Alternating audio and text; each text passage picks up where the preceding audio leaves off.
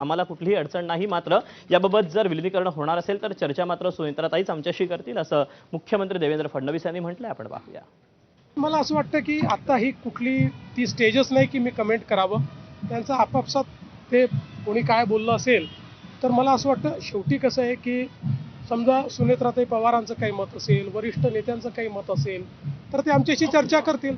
आता प्रत्येक गोष्टीवर आम्ही प्रतिक्रिया दिली पाहिजे असं काही त्याचं कारण नाही. तेव्हा एकीकडे या सगळ्या प्रतिक्रिया येत असताना दोन्ही राष्ट्रवादी एकत्र येणार की नाही हा मुद्दा पुन्हा एकदा चर्चेला गेला असताना तिकडे रायगडमध्ये मात्र वेगळंच काहीतरी घडतंय. तिकडे राष्ट्रवादी प्रदेशाध्यक्ष सुनील तटकरेंच्या मतदारसंघात कार्यक्रमातील बॅनरवरून उपमुख्यमंत्री सुनेत्रा पवार आणि अजित पवारांचा फोटो गायब असल्याचं पाहायला मिळालं. रायगडच्या इंदापूरमध्ये नवनिर्वाचित जिल्हा परिषद आणि पंचायत समिती सदस्यांचा सत्कार आयोजित करण्यात आला होता आणि या सत्कार समारंभाला सुनील तटकरे यांच्यासोबत मंत्री आदित्य तटकरे देखील उपस्थित होत्या.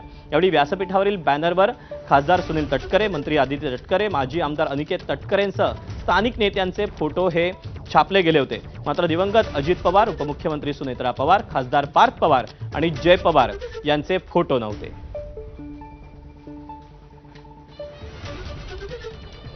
इंदापूरमधील बॅनरवरून झालेल्या वादावर राष्ट्रवादी काँग्रेस शरद पवार गटाचे नेते विकास लवांडेंनी ट्विट करत टीका केली आहे. आपण पाहूया. अजितदादांचा राष्ट्रवादी पक्ष ताब्यात घेण्याचे आधीपासूनचेच मनसुबे लपून राहिलेले नाहीत. त्याची सुरुवात रायगडपासून झाली. आदरणीय अजितदादांचा आणि उपमुख्यमंत्री सुनेत्रा पवार बहिणींचा पक्षाच्या अधिकृत कार्यक्रमात बॅनरवर नाव किंवा फोटो सुद्धा नाही, याला कृतज्ञता म्हणतात. सुनील तटकरे, तुमच्यात हिंमत असेल तर स्वतःचा पक्ष प्रफुल्ल पटेलांना सोबत घेऊन काढावा, असं विकास लवांडेंनी म्हटलंय. किंवा भाजपमध्ये जाण्यासाठी तुम्ही आधीपासूनच तयार आहात तर तुमची 4 चौकडी घेऊन तुम्ही जावं, असं ट्विट विकास लवांडे यांनी केलेलं आहे. दरम्यान रायगडच्या बॅनरवरून अमोल मिटकरी काय म्हणतात आपण तेही पाहूया. ज्यांच्या नेतृत्वावर कार्यकर्त्यांचा विश्वास आहे त्यांचाच फोटो हटवला जातोय. हे राष्ट्रवादीचा सर्वसामान्य कार्यकर्ता कधीही सहन करणार नाही. राष्ट्रवादीच्या दैवतांना डावलून स्वतः देव बनण्याचा कुणी प्रयत्न करू नये. महाराष्ट्र हे सहन करणार नाही. #प्रोटोकॉल. दरम्यान शिवसेना ठाकरे पक्षाचे नेते अंबादास दानवेंनीही सुनील तटकरेंवर निशाणा साधून ते भाजपच्या जवळचे असल्याची टीका केली आहे. सुनील तटकरे आता ह्या वहिनींना मानतात का नाही मानतात हा प्रश्न तर महाराष्ट्राच्या जनतेच्या मनात आहेच ना. ते भारतीय जनता पार्टीला मानणार आहेत, ते सुनेत्रा वहिनींना मानतील असं मलाही नाही वाटत. शेवटी ते भारतीय जनता पार्टीच्या इशाऱ्यावर त्यांचं सगळं कामकाज चालू आहे हे स्पष्ट दिसतं.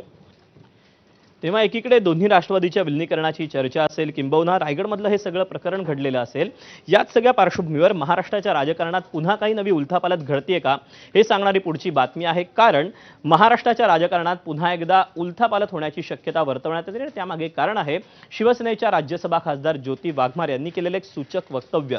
ज्योती वाघमारे या नांदेडच्या दौऱ्यावर असताना त्यांनी ऑपरेशन टायगर संदर्भात एक सूचक विधान केलं आणि राजकीय चर्चांना उधाण आलं. महाराष्ट्राच्या राजकारणामध्ये कुछ तो बडा होने वाला है. राज्याच्या राजकारणामध्ये मोठा भूकंप होईल, मग ते ऑपरेशन टायगर की ऑपरेशन तुतारी हे योग्य वेळीच कळेल, असं ज्योती वाघमारे म्हणाल्या.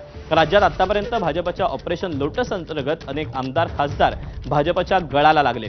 अशातच ज्योती वाघमारेंनी केलेल्या विधानामुळे पुन्हा काही खासदार आणि आमदार शिवसेना अथवा भाजपात जाणार का याची चर्चा रंगू लागली आहे.